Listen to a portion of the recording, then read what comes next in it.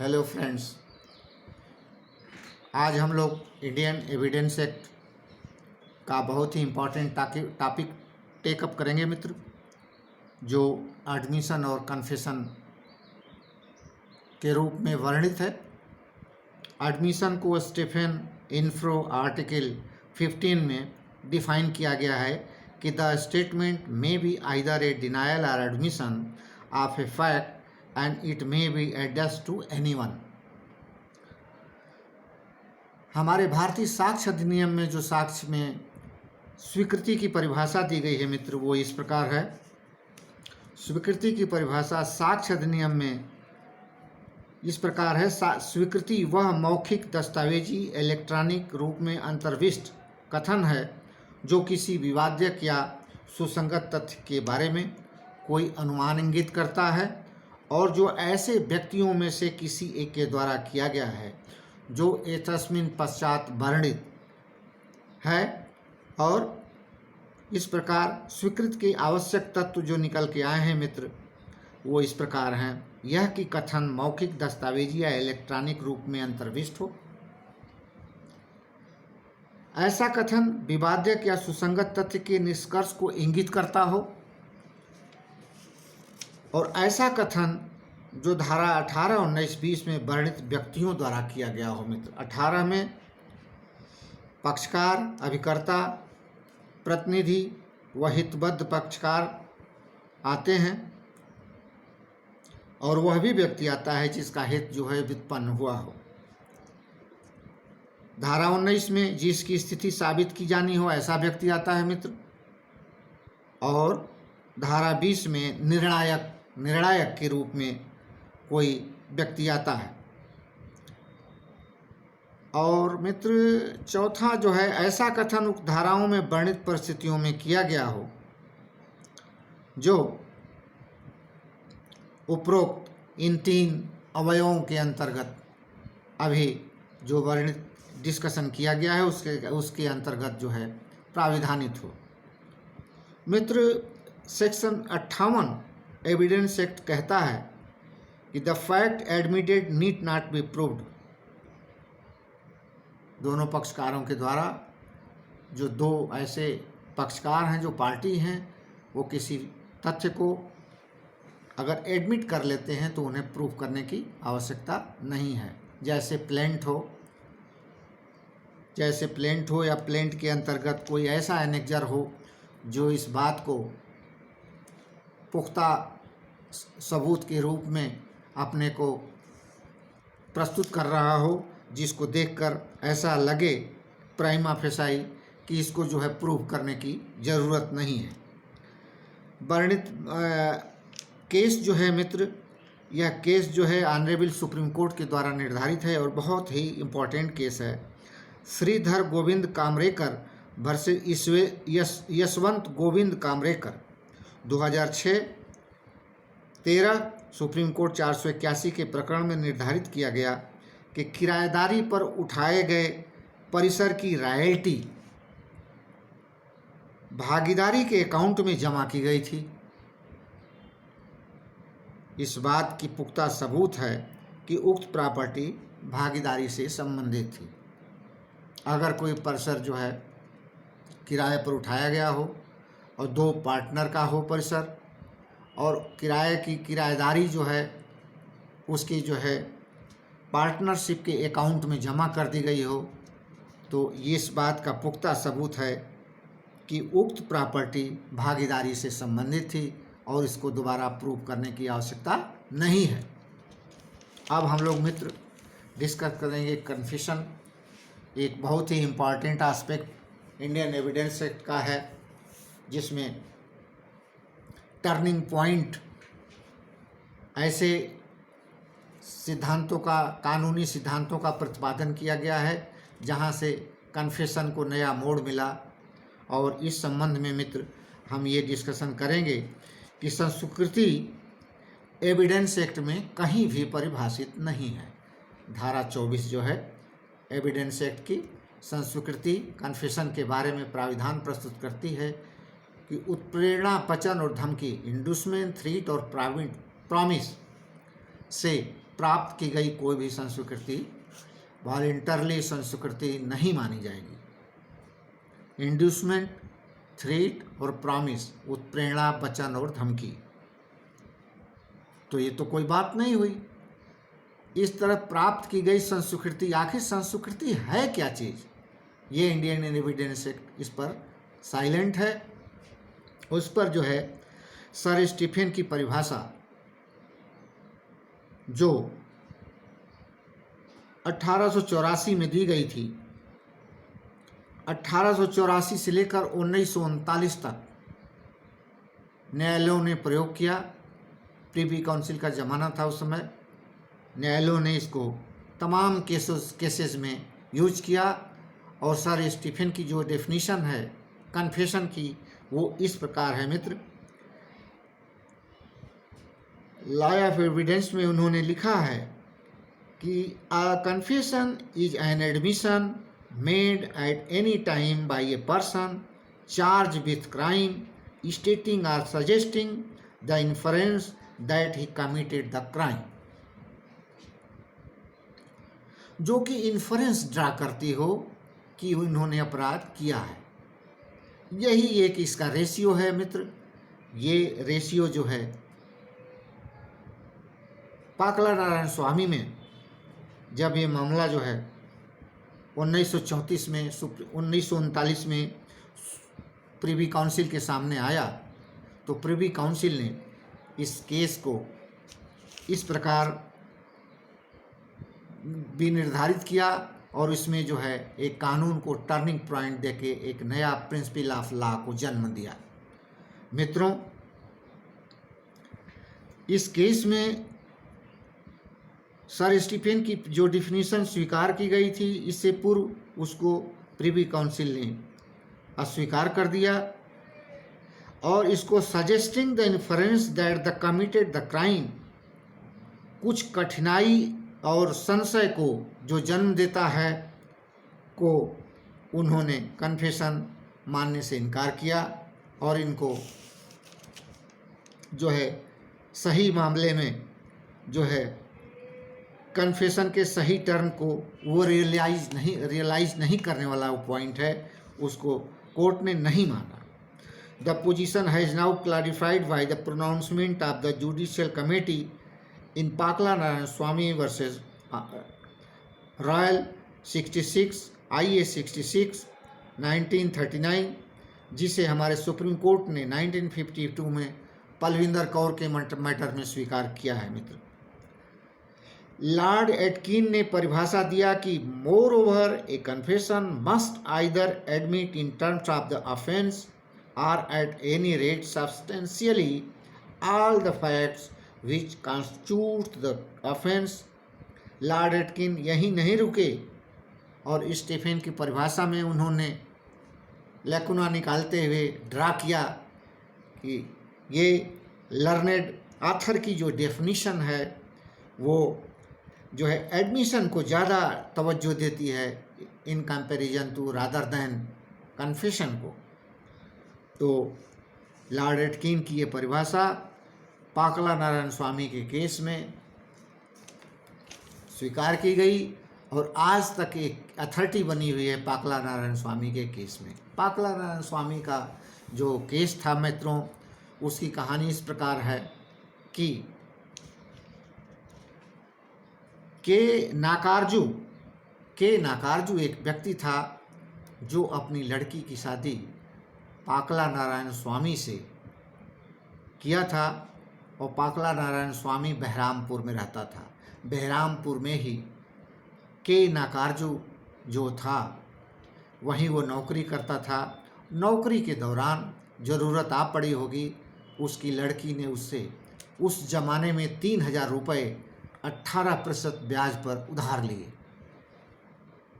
इस बीच डिसीज जो है नौकरी छोड़कर कालांतर में अपने घर आ गया और घर पर रहने लगा और उस पैसे को उसने डिमांड किया। उसमें मांग जारी रही और इन बिटवीन उसकी लड़की ने एक लेटर लिखा कि आप आ जाइए, अपने पैसे ले जाइए।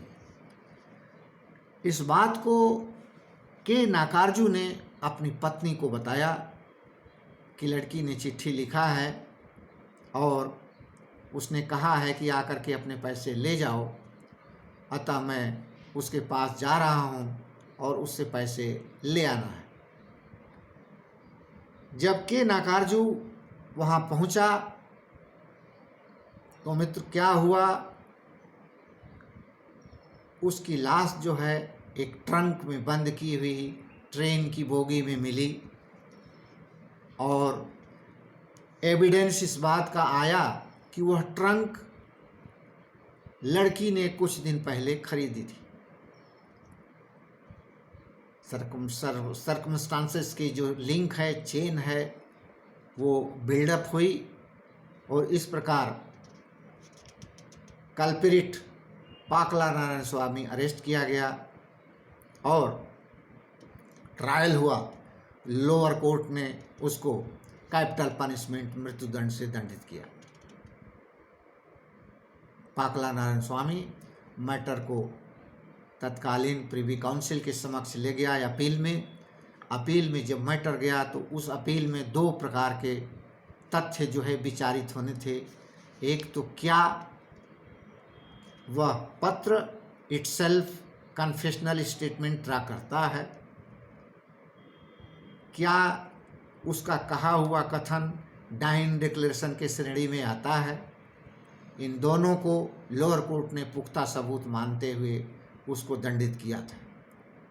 प्रिवी काउंसिल ने इस मेरिटोरियस मैटर को बहुत ही खूबसूरती से विचारित करते हुए और principle of law let down किया मित्रों, जिसमें उसने कहा कि उसका कोई भी अंश, कोई भी कथन जो है कन्फेशनल स्टेटमेंट की श्रेणी में नहीं आता है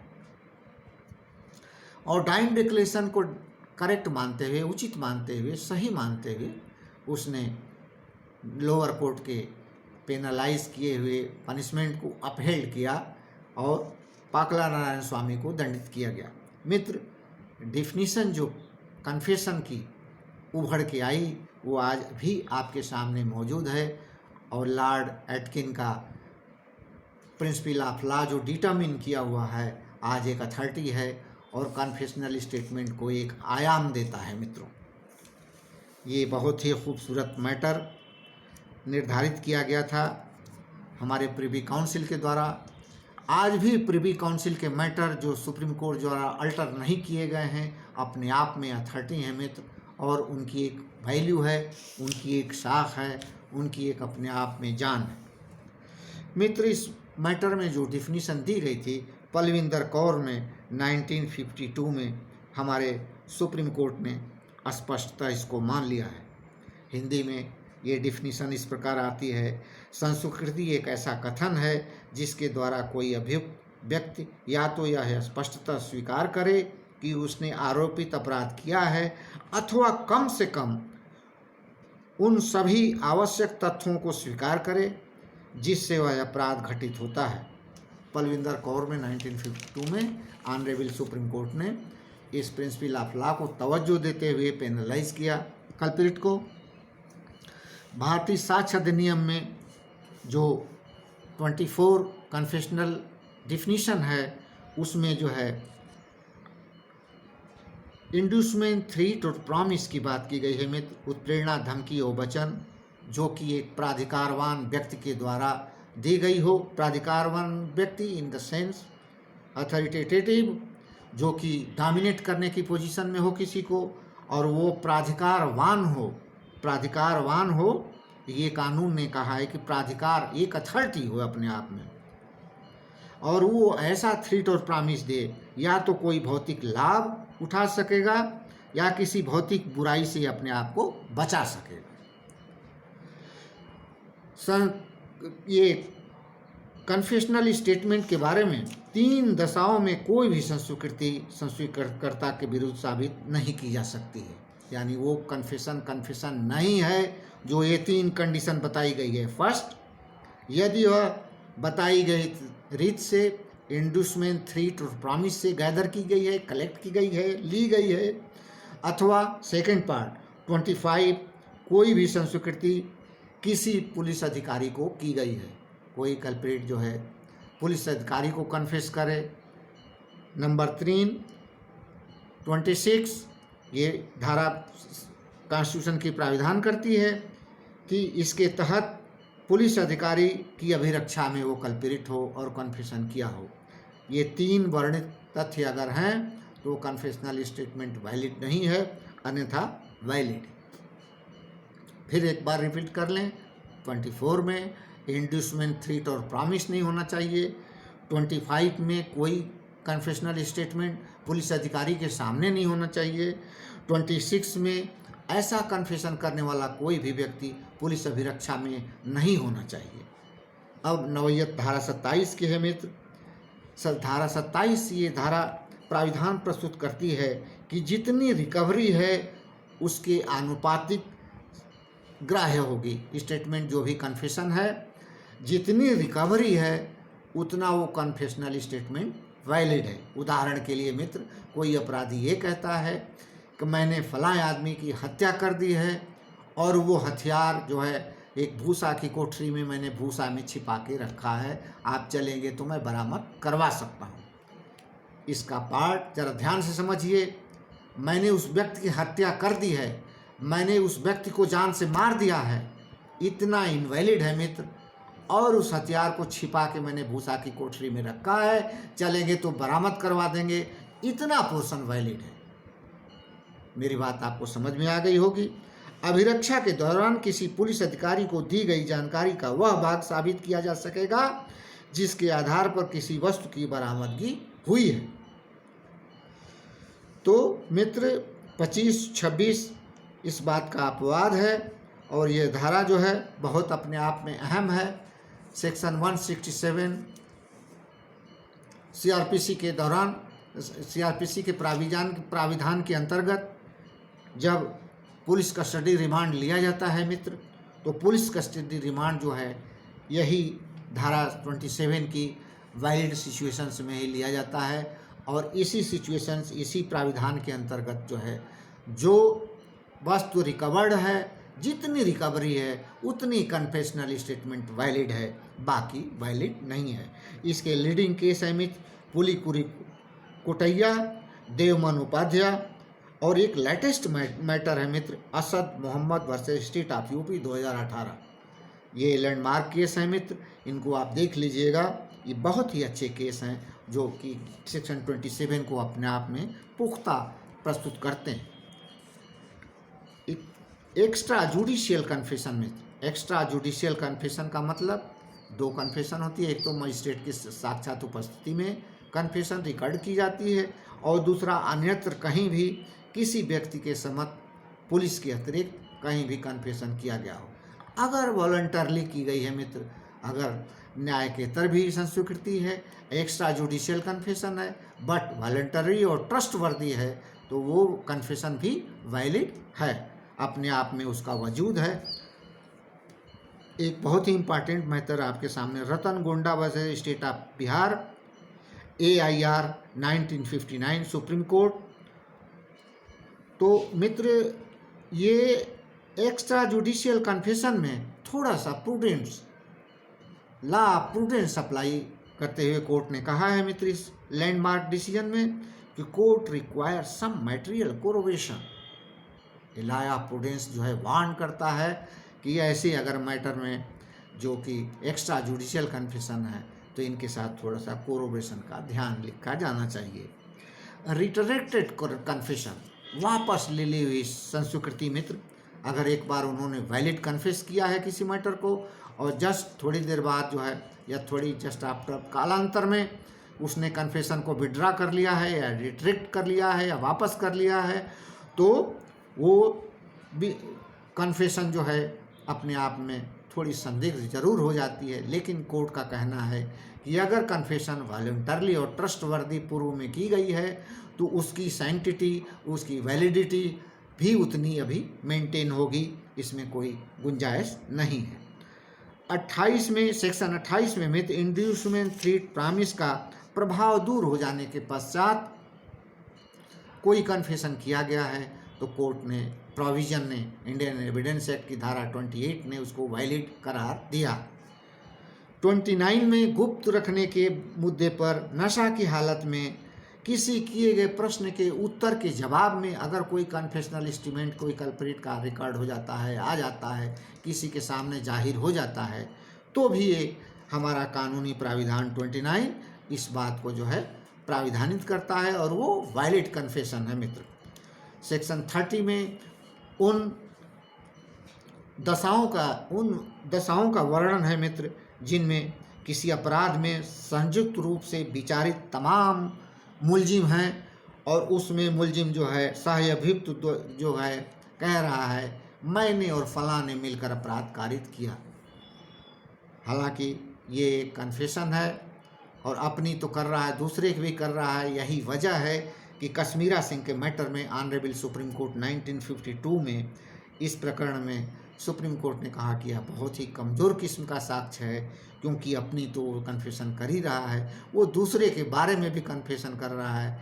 यही आधार है कि ये कन्फेशन जो है मजबूत किस्म की या वायलेट कन्फेशन नहीं है।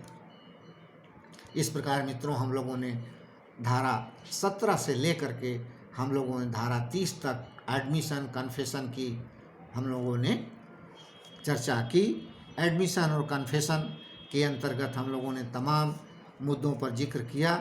ये पार्ट 1 है मित्र। अब इसके आगे जो हम लोग डिस्कशन करेंगे वह एडमिशन और कन्फेशन में क्या डिफरेंस है, इसका मैटर कल डिस्कस करेंगे।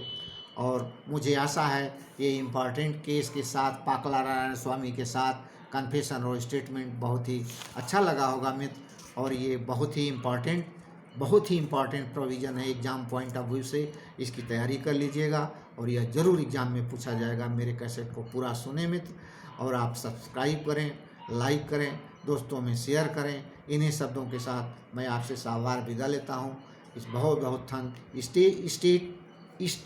Stay home, stay safe, play together. बच्चों के साथ को खेलिए मित्र, समय की तकाजा है। इन्हीं शब्दों के साथ साभार, नमस्कार।